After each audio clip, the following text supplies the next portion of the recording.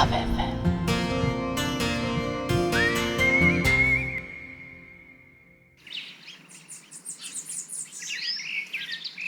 सुमन की शादी 25 वर्ष की उम्र में हुई।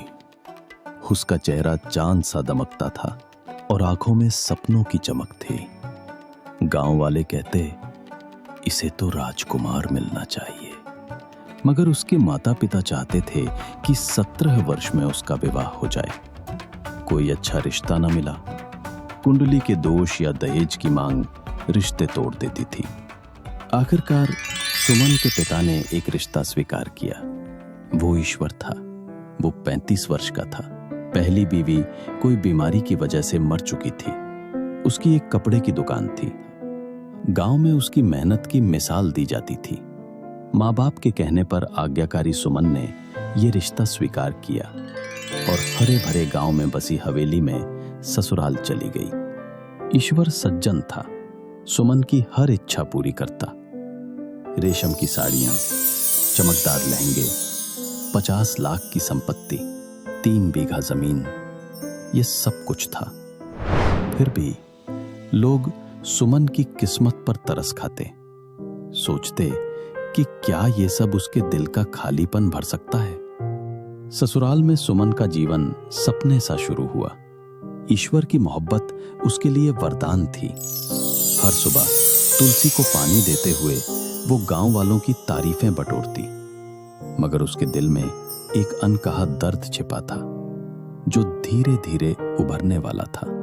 सुमन हर हफ्ते अपने मायके जाती थी, जहां उसके माँ बाप का प्यार उसे हमेशा सुकून देता था। एक दिन घर के बाहर पहुंचते ही उसने जोर जोर से रोने की आवाज सुनी, जो उसके दिल को चीर गई। अंदर गई तो देखा उसकी माँ फर्श पर बैठी रो रही थी। नौकर ने आंखों में आंसू लिए बताया कि उसके पिता की अचानक दिल की धड़कन रुकने से मृत्यु हो गई। सुमन का दिल जैसे थम सा गया। माँ, ये क्या हो गया? बाबूजी तो सुबह ठीक थे। सुमन, मेरी तो दुनिया उजड़ गई बेटी। सुबह ही तो चाय पी रहे थे, हंस रहे थे, और अब वो मुझे छोड़ गए। मैं अकेली कैसे जीऊंगी?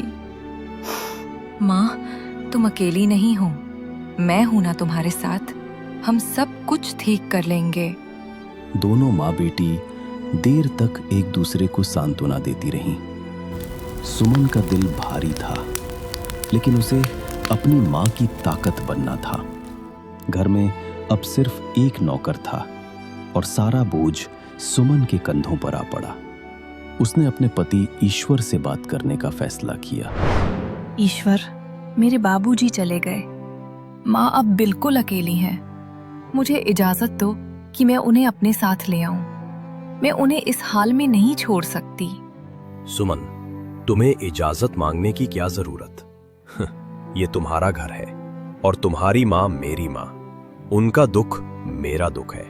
जाओ, उन्हें ले आओ। सामान लाने का इंतजाम मैं अभी करता हूँ। तुम नहीं जानते ईश्वर, तुम्हारा ये प्यार मेरे लिए कितना मायने रखता है। बाबूजी के जाने का गम मुझे तोड़ रहा है, लेकिन तुम्हारा साथ मुझे हिम्मत देता है। मेरी सुमन, तुम्हें कभी अकेले दुख नहीं सहना पड़ेगा। मैं हर कदम पर तुम्हारे साथ हूँ। तुम्हारी माँ को यहाँ लाओ। हम सब मिलकर इस दुख को बांट लेंगे।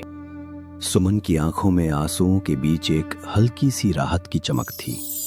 ईश्वर की बातों ने उसके दिल को थोड़ा सुकून दिया। उनका घर बड़ा था। हवेली के 2-3 कमरे खाली पड़े थे। सुमन तांगे से अपनी मां को ले आई। ईश्वर ने सामान लाने का प्रबंध पहले ही कर दिया था। सुमन की मां के लिए एक आरामदायक कमरा चुना गया, जहां खिड़की से हरे भरे खेत दिखते थे। बेटी, तुमने और ईश्वर ने मेरे लिए इतना किया, मैं तो सोच भी ना सकती थी। मेरा दामाद सच्चा हीरा है। माँ, ईश्वर का दिल बहुत बड़ा है। बाबूजी के जाने का गम हमेशा रहेगा, लेकिन अब हम तीनों एक दूसरे का सहारा बनेंगे। सुमन की मां की आंखें नम थीं, लेकिन उनके चेहरे पर एक हल्की सी मुस्कान थी। ईश्वर और सुमन के प्यार ने उनके टूटे दिल को सहारा दिया। हवेली में अब एक नया अध्याय शुरू हो रहा था, जहां दुख और प्रेम एक दूसरे से गले मिल रहे थे। 3 साल बीत चुके थे। सुमन की माँ अब हवेली के रसोई घर में काम करने लगी थी, जहां सुबह की धूप खिड़की से छन कर आती थी और हवा में मसालों की खुशबू फैल रही थी। सुमन पास ही बैठी थी। दोनों के बीच खामोशी थी, मगर माँ के चेहरे पर एक अनकही चिंता थी जो सुमन की नजरों से छिपी नहीं थी। सुमन बेटी, मुझे यहाँ आए 3 साल हो गए। तुम्हारे बाबूजी के छोड़े 10 लाख रुपए और गहने अभी भी मेरे पास पड़े हैं। मैंने एक पैसा भी खर्च नहीं किया। माँ, तुम भी कैसी बातें करती हो? ये सब तुम्हारा है, जब मन आए खर्च करना। नहीं बेटी, मैं चाहती हूँ कि ये सारा धन तुम्हारी संतान को मिले। जब तुम्हारी गोद में बच्चा खेलेगा तब उसे तोहफे में दूंगी। सुमन की माँ की आंखों में एक उम्मीद थी, मगर साथ ही चिंता भी। शादी के 5 साल बीत चुके थे और सुमन की गोद अब भी खाली थी। उसने वैद्यों, हकीमों और यहाँ तक कि गांव के मंदिरों में मन्नतें मांगी थीं। टोने टोटके, तावीज और पूजा पाठ सब कुछ आजमाया, मगर कोई फायदा ना हुआ। सुमन का दिल भारी था और माँ की हर बात उस भारीपन को और बढ़ा देती थी। माँ, इस बात को अब छोड़ दो। बच्चा नहीं होता तो ना हो, मैं थक गई हूँ इन बातों से। बेटी, ये कोई छोटा मोटा मसला नहीं है। तुम्हारी उम्र बढ़ती जा रही है। एक संतान ही है जो जिंदगी को पूरा करती है। उसकी किलकारी से घर में रौनक आती है, बाग में फूल खिलते हैं। बिना औलाद के ये हवेली, ये धन संपत्ति सब बेकार है। माँ, मैं क्या करूं? मैंने तो हर मंदिर में माथा टेका, हर वैद्य की दवा खाई। अगर भगवान को नहीं देना तो इसमें मेरा क्या दोष? दोष किसी का नहीं मेरी बच्ची, बस भगवान की कृपा का इंतजार है। मैं हर रोज मंदिर जाती हूँ, तुम्हारे लिए मन्नत मांगती हूँ। एक दिन तुम्हारी गोद जरूर भरेगी। सुमन की आंखों से आंसू छलक पड़े। वो किसी सोच में खो गई, जैसे उसकी उम्मीदें उस आग में जल रही हों। माँ ने उसका हाथ थामा और दोनों खामोशी में एक दूसरे का दर्द बांटने लगीं। मगर सुमन के दिल में एक खालीपन जो हर मन्नत के साथ और गहरा होता जा रहा था। माँ, क्या मेरी गोद हमेशा खाली रहेगी? क्या मैं कभी माँ नहीं बन पाऊंगी? नहीं मेरी लाडो, भगवान इतने निर्मम नहीं।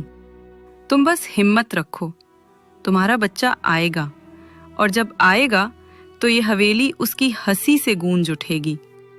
सुमन ने माँ की बातों को दिल में उतारने की कोशिश की, मगर उसका मन उदास था।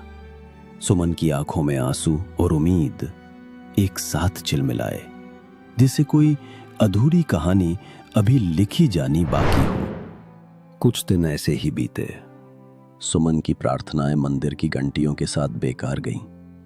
वैद्यों ने कहा कि उसकी गर्भाशय की कमजोरी मां बनने की राह में कांटे बिछा रही थी।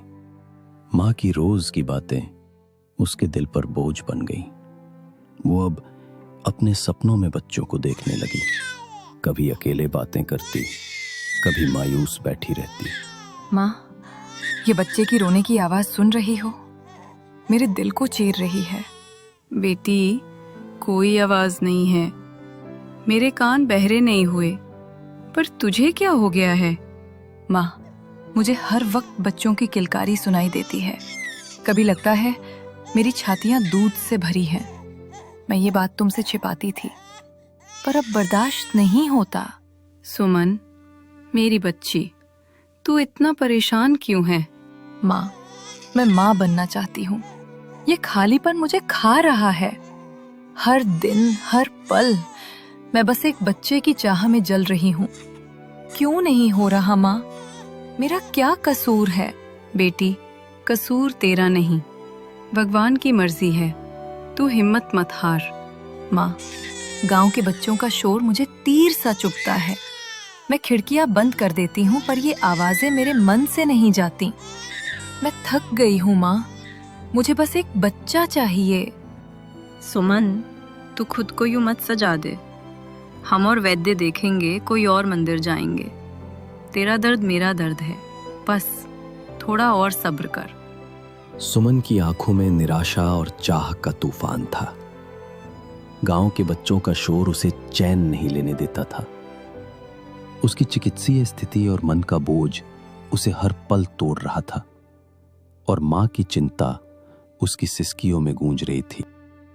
ईश्वर अपने कपड़े के व्यापार में डूबा रहता था। बाजार में कपड़ों के दाम आसमान छू रहे थे और उसकी आमदनी दुगनी हो चुकी थी। मगर सुमन की दुनिया में ये धन संपदा कोई मायने नहीं रखती थी। रात के सन्नाटे में वो अकेले में लोरी गुनगुनाती, जैसे कोई अनदेखा बच्चा उसे सुन रहा हो। कभी वो उन्हें ख्याली झूले में बिठाती।